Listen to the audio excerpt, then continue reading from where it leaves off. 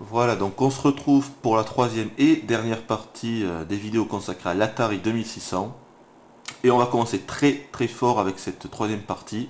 Pour débuter, puisqu'on va commencer, je ne sais pas si vous reconnaissez à l'écran, mais il s'agit de Star Wars, du premier jeu vidéo basé sur Star Wars. Hop, on va commencer de suite. Star Wars The Empire Strike Back, voilà, le premier jeu vidéo jamais créé sur la licence Star Wars. Le voici, devant vous, Star Wars The Empire Strike Back. Alors peut-être vous vous demandez pourquoi... Oh l'enfoiré, c'est une avoir. Peut-être vous vous demandez pourquoi Star Wars The Empire Strike Back et pourquoi pas... Ouf. Et pourquoi pas le premier Star Wars, quoi, c'est la guerre des étoiles. Mais c'est très simple parce que ce jeu est sorti en 82. Et donc en 82, il était plus rentable, en tout cas pour les développeurs. On pensait que ça serait mieux de sortir The Empire Strike Back, vu qu'au cinéma, il devait en être à The Empire Strike Back, et voilà quoi, et plus à The New Hope, A New Hope. Donc voilà, c'est une question de marketing. Oh. Donc le but, alors savoir que ce que vous voyez là, ça sera ça pendant tout le jeu. Il n'y a pas d'autre phase dans le jeu, tout est là. Donc on dirige Luke Skywalker bien sûr à bord d'un Snowspeeder, et d'une phase très connue du film, la bataille de Hoth, et on doit détruire tous les AT-AT. Parfois on peut envoyer des bombes, quand il y a un truc qui clignote il me semble. Parfois on peut également être invincible, mais je ne sais plus exactement comment ça fonctionne. Alors on peut se faire toucher je crois 4 ou 5 fois avant de mourir, faut faire gaffe parce qu'il vise vraiment bien. Ouf. Mais c'est vraiment, alors faut savoir qu'aussi ce jeu c'est un jeu qui est réputé, c'est pas parce que c'est le premier Star Wars que c'est une daube. Vraiment voilà, ça y est, là je suis invincible je crois. Ouais, je crois que c'est Messi, ouais, voilà. Voilà, il est réputé, d'ailleurs, je me souviens que je crois que c'était Game Trailer qui avait fait un classement, une vidéo, où il faisait un classement de tous les jeux Star Wars sortis, donc sur une centaine de jeux Star Wars, il y en a eu énormément. Et dans les 10 premiers, il y avait ce Star Wars là, ce premier Star Wars en The Empire Strike Back. C'est vraiment énorme. Alors, comme autre information, je peux vous dire que sur Atari 2600, il y a 4 jeux Star Wars qui ont été développés en tout. Celui-là, encore une fois, c'est le premier. Je vais vous en montrer un autre à la fin de cette vidéo, je crois, Jedi Arena. Il est pas super, mais bon, comme ça, au moins, vous l'aurez vu, hein, toujours ça. Donc, je crois qu'il faut y toucher 50 fois avant qu'il meure. Ouais. Allez, hop, au prochain. Bon, c'est un petit peu répétitif, hein, je vous le cache pas. Mais bon, ça reste vraiment, pour l'époque, encore une fois, c'était énorme. Pouvoir jouer comme ça, je savoir, pouvoir se mettre dans la peau de Skywalker, pouvoir voir comme ça des AT, c'était énorme, quoi. C'est, voilà, tout simplement énorme. Alors, ça a été développé aussi par Parker Brothers, par les Parker Brothers. Donc, apparemment, c'était pas LucasArts qui avait la licence. Peut-être même que LucasArts n'existait pas encore, le studio de développement, je ne sais pas. Mais à ce moment-là, c'était les Parker Brothers qui faisaient les jeux Star Wars. Ce sont eux qui ont fait les 4 jeux Star Wars. Bref, on va s'arrêter là. C'est énorme. Bon, attention, le Skywalker. Voilà, on va s'arrêter là. Alors, vous voyez en bas si vous regardez, voilà, là je vais, voilà, vous voyez là il y en a un autre, là il y en a un autre, là il y en a un troisième. Vous voyez en bas on voit le récapitulatif des walkers. Hein. Donc voilà. Bref, on s'arrête là et on passe au prochain jeu. Et on continue avec Pole Position, l'ancêtre de tout jeu de voiture. Hein. Voilà, peut-être que sans celui-là, on ne pourrait pas jouer au jeu de voiture actuel. C'est le premier jeu à avoir une caméra, un jeu de voiture où la caméra était placée derrière. Donc en fait, c'est vraiment comme aujourd'hui, quoi. Le principe n'a pas changé. Et c'est absolument énorme. C'est développé par Namco, encore une fois, Namco encore eux. Et c'est bien sûr issu de l'arcade, sorti en 82 en arcade, converti pour la première fois sur l'Atari 2600 en 83, vous le voyez à l'écran. Et c'est parti.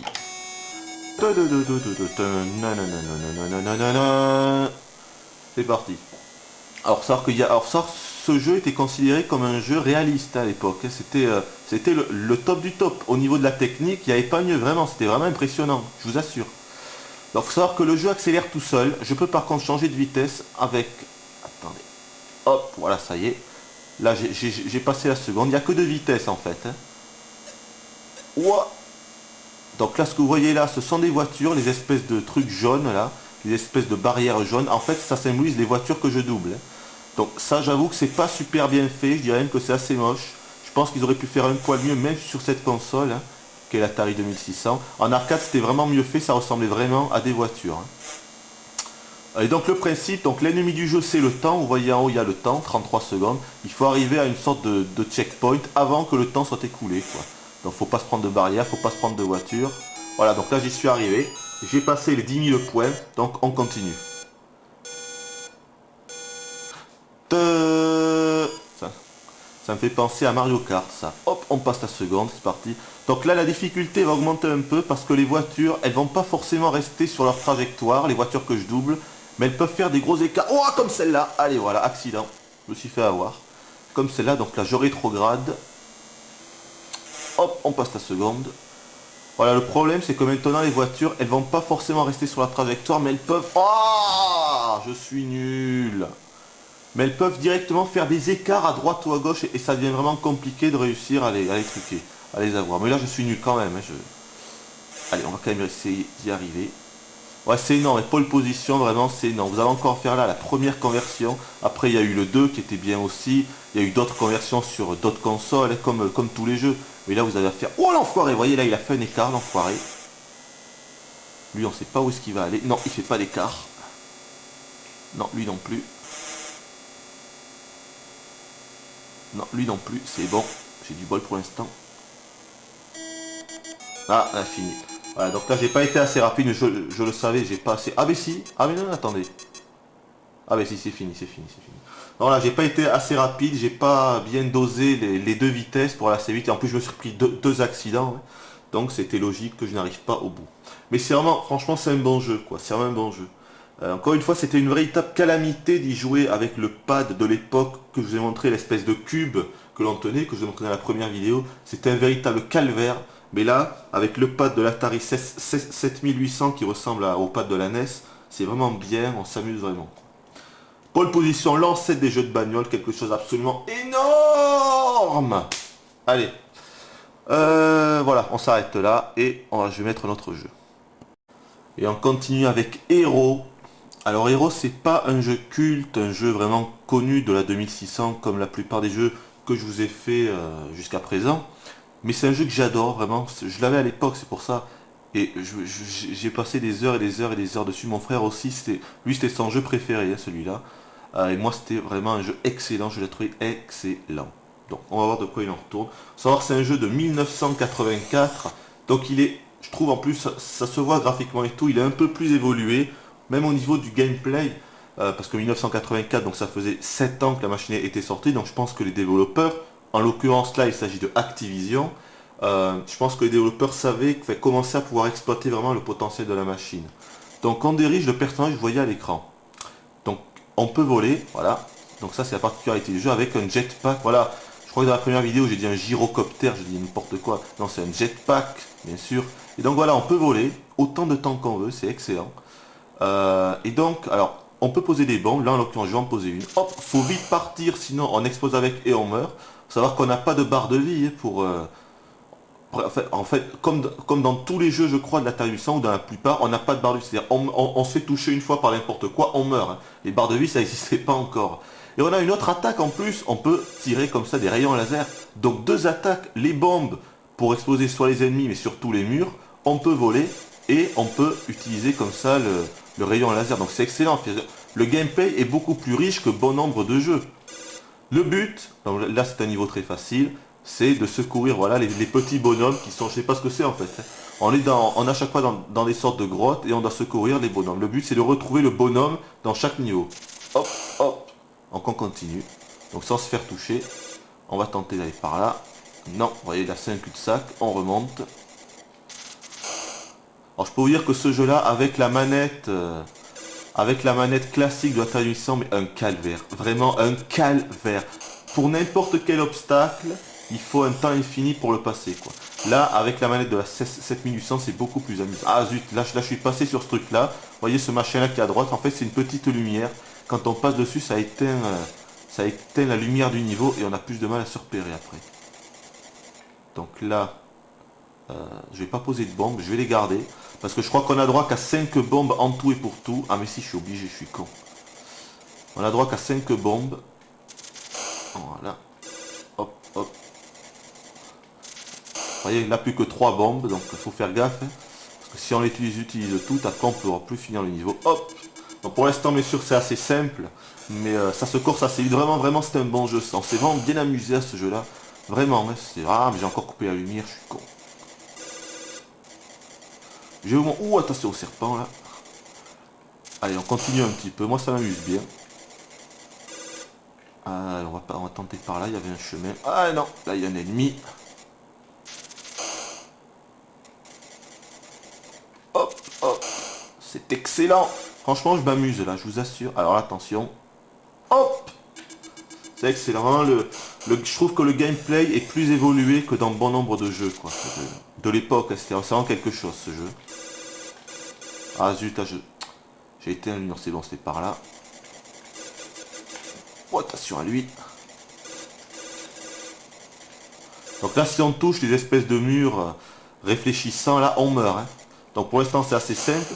Mais après, on aura des murs où il faudra poser des bombes. Voilà, là, par exemple, là, ça commence à être compliqué parce que je ne peux pas m'approcher trop près de ces murs. Voilà, là, si j'ai encore un coup à droite, je meurs. Donc faut faire comme ça, faut poser. Là, ça commence à être compliqué. Et... hop, hop. Voilà. Allez, on continue un petit peu. Allez, je fais encore un niveau, puis on arrête. Je crois que vous avez compris le principe. C'est vraiment un jeu excellent, Héros.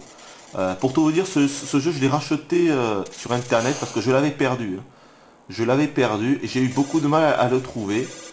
Il m'a fallu des mois et des mois pour le trouver. Quoi. Je sais pas s'il est rare ou quoi, je pense pas pourtant, mais j'ai vraiment eu des difficultés à réussir à le retrouver, celui-là. Ok, donc on va passer par là. Non.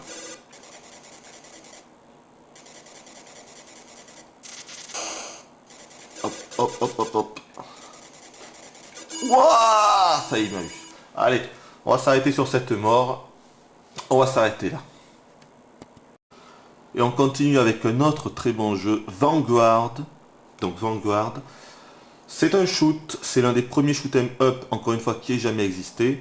En tout cas, c'est le premier où on pouvait tirer dans 4 directions différentes, sur un scrolling horizontal, mais il y aura aussi des scrollings verticales plus tard dans le jeu.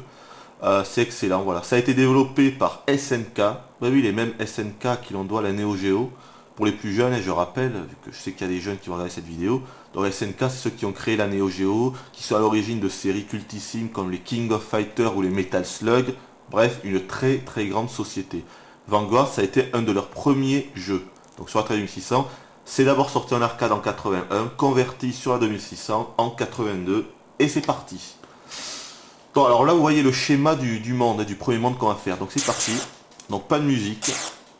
Donc, vous voyez que donc le but, c'est bien sûr de détruire tous les ennemis, hein, classique, comme tous les shoots, même qui sortent à l'heure actuelle. Alors, en bas, hop, je vais tenter de l'attraper. Petite musique. Et là, en fait, je suis invincible, donc je peux tous me les faire.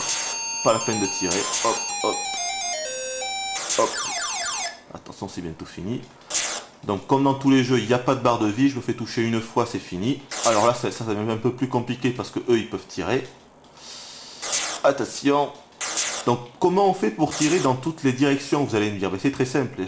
C'est-à-dire que si je ne fais qu'appuyer sur le bouton, je vais tirer uniquement à droite, quoi. Si, en fait, c'est compliqué. Si je vais vers le haut, je vais... Ah, c'est pas grave, j'ai droit à 4 vies. Je vais prendre... Hop. L'invincibilité.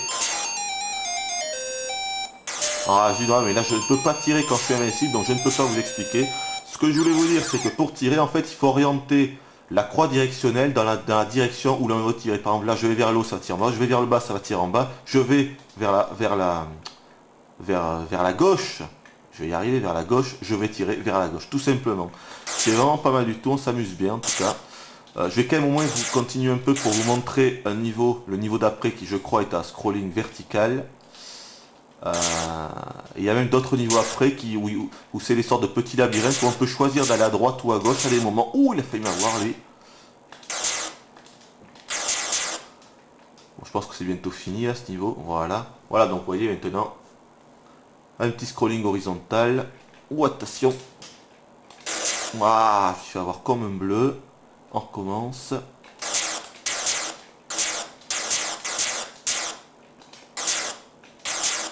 Ah, mais c'est pas vrai! Ça va m'énerver.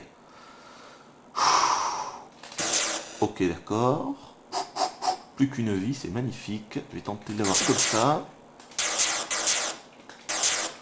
Enfin, vous avez compris le principe de Vanguard. Moi, je trouve vraiment que c'était un bon jeu à l'époque. J'ai joué énormément aussi. Ok, d'accord. Donc là, je suis complètement nul. Voilà, c'est fini. Ah, on a donc quand même droit à des continues, apparemment. Vous avez compris le principe. Allez.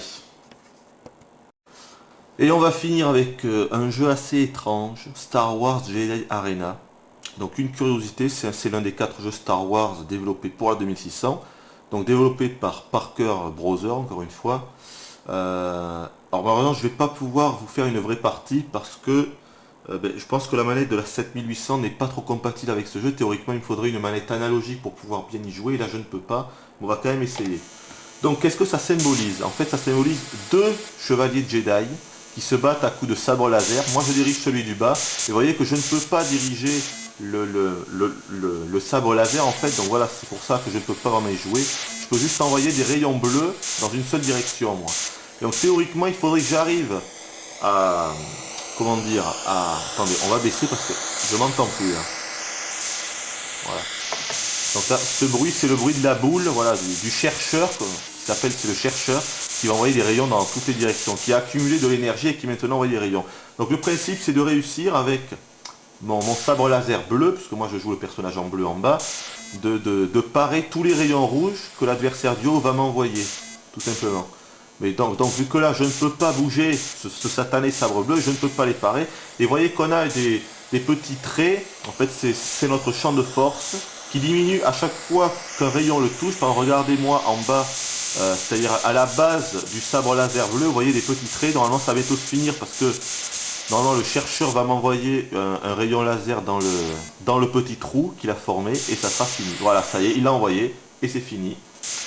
Donc voilà, donc vous voyez en haut un point pour le rouge. On change de place et c'est reparti.